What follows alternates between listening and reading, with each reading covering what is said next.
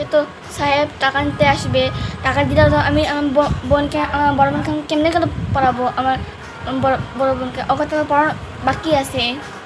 বোন তোর যে হোমওয়ার্ক তুই সব কইরা নে।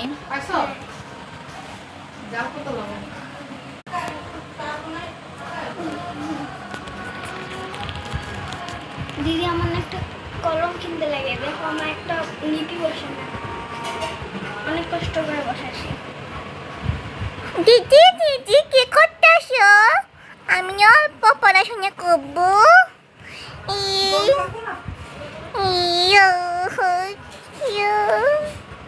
ওরকম করে না, করে না, এরকম করে না।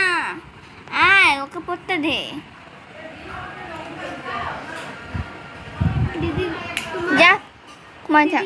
আমাদের কাছে শুধুমাত্র 4টাই পেন আছে, পরীক্ষার সময় লাগলে আমি 2টা নিয়ে যাবো, মানে 3টা নিয়ে যাবো, একটা আমাকে দিয়ে দাও। এটা প্লিজ শেষ হয়ে গেছে, প্লিজ নাও না।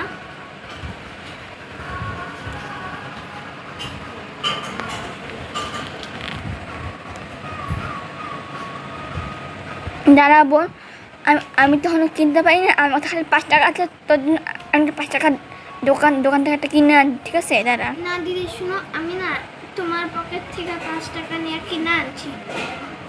কিনে আনছিস? সরি। হ্যাঁ আচ্ছা কিচ্ছু না, ওটাকে পড়াশোনা কর। আমার ওই যে এখানটায় আছে। থ্যাংক ইউ দিদি। জলদি লেখ। হ্যাঁ দিদি কালকে না আমাদের পরীক্ষা আছে। জলদি। তো অনেক কষ্ট হয়।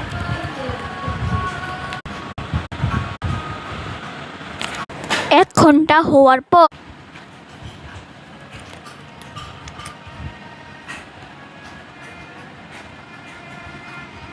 কিনে জলদি প্র্যাকটিস কর, তোর তো পরীক্ষা। হ্যাঁ দিদি আমি এখন তো সকাল 7টা বাজে, জলদি কর। তোর তো আবার পরীক্ষা 9টার সময়, জলদি কর। বোন তো পরীক্ষা, আমি ওর জন্য একটা পেন নিয়ে আসি। your name does that be